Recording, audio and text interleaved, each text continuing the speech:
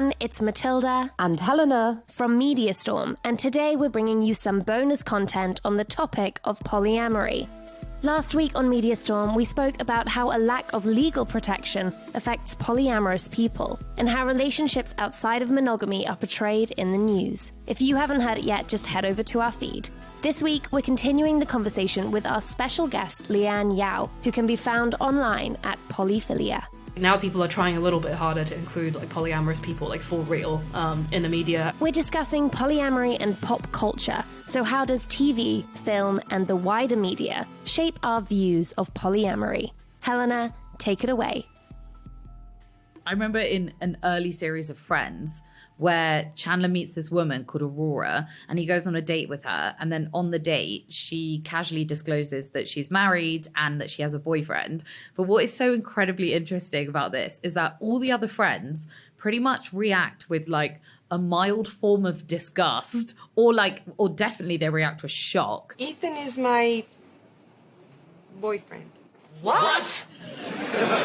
Except for, is it Ross or Joey go, man, this is the dream. Right, so then Chandler says, oh, this is every man's dream. You get to have sex with somebody but have none of the emotional parts. I mean, this is twisted. How could you get involved with a woman like this? Well, I had some trouble with it at first, too. But the way I look at it is I get all the good stuff, all the fun, all the talking, all the sex, and none of the responsibility. And this is every guy's fantasy. And then, he kind of realizes that, he needs those parts and he doesn't want to share and then he breaks up with her. But looking back on it, I think what sticks out the most, as much as the friends' reactions to it, is that Aurora is portrayed as very sexy and very sexual. So explain something to me here.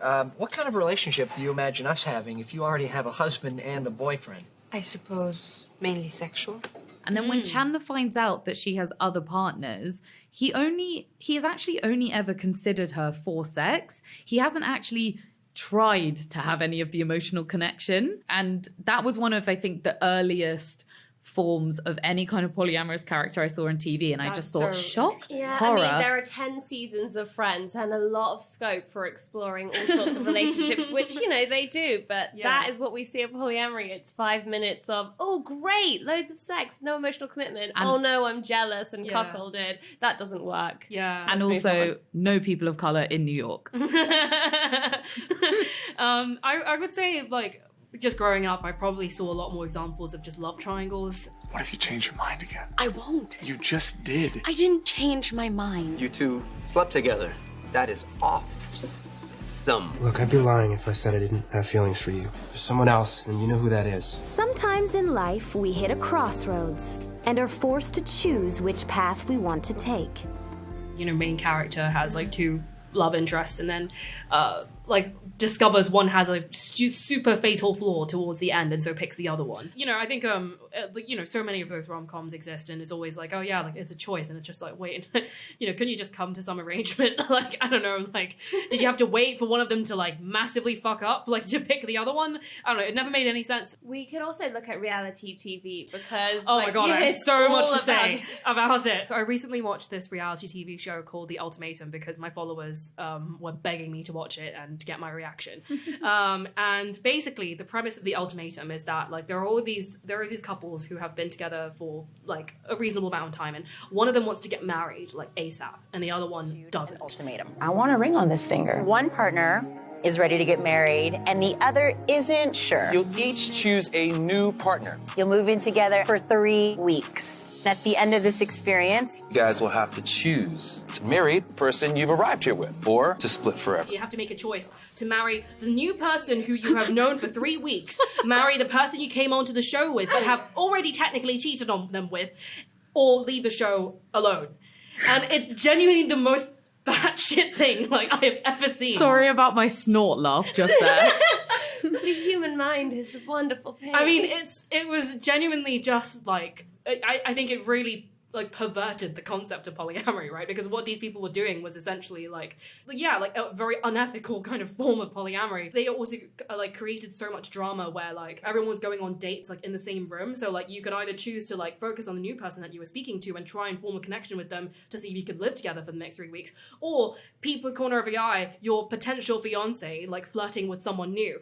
And it was genuinely just like, it blew my mind. Did anyone marry the new partner of 3 weeks? Yeah, like some people got with like their new partner, some people ran back to their existing partner as soon as they could. I mean, at the end of that process, you probably just got people who are now in love with 2 people. Yeah, and traumatized. And destined for trauma. But actually, so many of these shows, like Love Island, Married at First Sight, The Bachelor, Temptation Island, like the ultimate reward is monogamy. Mm-hmm. And that is, to coin your phrase, batshit.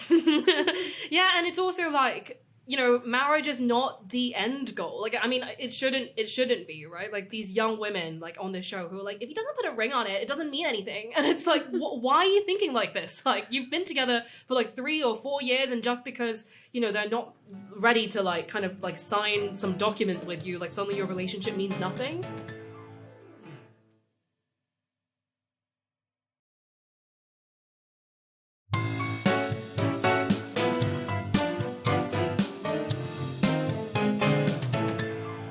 There's a concept in the polyamorous community called the relationship escalator. It was coined by someone called Amy Gowan, who runs solopoly.net. Huge props to her.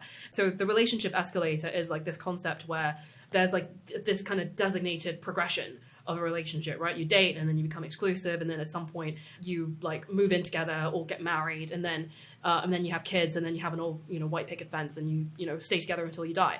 And, you know, basically it's the relationship escalator, not the relationship stairs or the relationship ladder, because it's effortless, it's almost unconscious. You know, you feel like you're kind of supposed to, and you're kind of swept along in the throng of like everyone else who's doing the same thing. And, you know, I think the Ultimatum encapsulated that to, you know, a huge extent, because people were obsessed with the concept of marriage, obsessed with the concept of, you know, like becoming like legally bound to like affirm the validity of their relationship, and ignoring, you know, and willing to throw everything away like for this one thing. And I think all of us really, you know, would do better to divest ourselves from, you know, associating like love with marriage or love with monogamy. Because, yeah, like I do think it is destroying us all. I mean, it's so normalized. It is so normalized. I think some representations of polyamory on reality television have got slightly better potentially. I'm interested in what you think about Channel 4's, they recently had a reality show called Open House, The Great Sex Experiment. If you haven't seen this show, monogamous couples come to a luxury retreat to test whether opening up their relationships and having sex with other people will strengthen their bond. Under the guide of a psychologist and a sex and an intimacy coach, they speak about how opening up their relationship makes them feel. In a way, it could be said that this show was good for people to see poly-curious couples exploring, but there's also, I imagine there were huge downsides, because, I mean, the name of the show, for one, The Great Sex Experiment, once again, just linking polyamory to sex, right? So I do think that Open House like primarily focused on kind of sexually open relationships rather than polyamorous ones. So, you know, in that sense, like, I don't think it was, like a misnomer to call it The Great Sex Experiment. You know, I actually enjoyed the show. Like, I thought it was pretty good. You know, having the psychologist to guide the couples, like, through, you know, like, navigating the treacherous waters of opening up a long-term monogamous relationship, was really instrumental in making the show good, because it showed that, you know, it wasn't like The Ultimatum or, like, whatever other kind of Netflix, you know, reality TV shows you've seen where, you know, you just put a bunch of traumatized, chaotic people in a room and just see what happens. You know, like the people on the show were really invested in the long-term success of these couples, you know, the long-term sustainability of like their open relationships, in terms of like whether they were ready to, whether they were doing it for the right reasons, you know, whether they were like communicating effectively and setting boundaries effectively. And, you know, I liked that at the end, like they also showed, you know, like whether the couples like went on to like continue practicing open relationships, and, you know, how they fared like afterwards.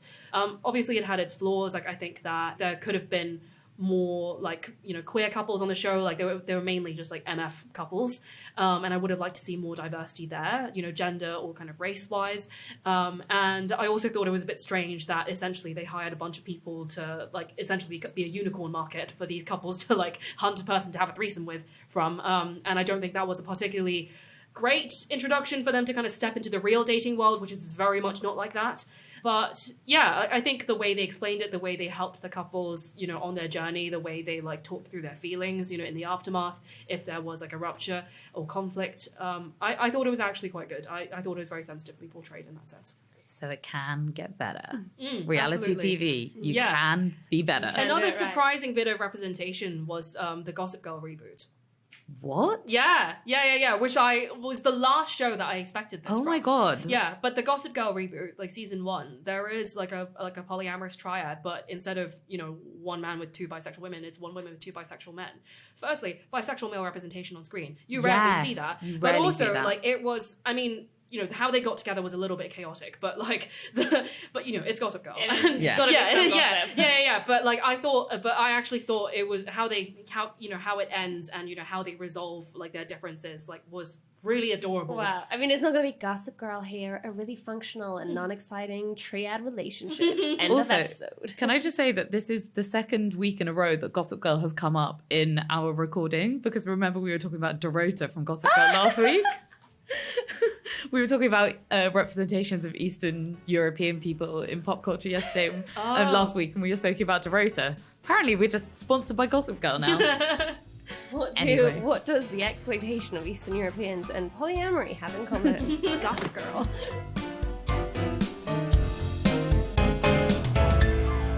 Thank you for listening. Have you heard the latest episode of the Guilty Feminist Culture Club with the amazing Juliet Stevenson talking about The Doctor, which is in the West End now? Plus, the next episode of Media Storm on menopause and the tough combo of ageism and sexism will be out next week on Thursday, the 24th of November.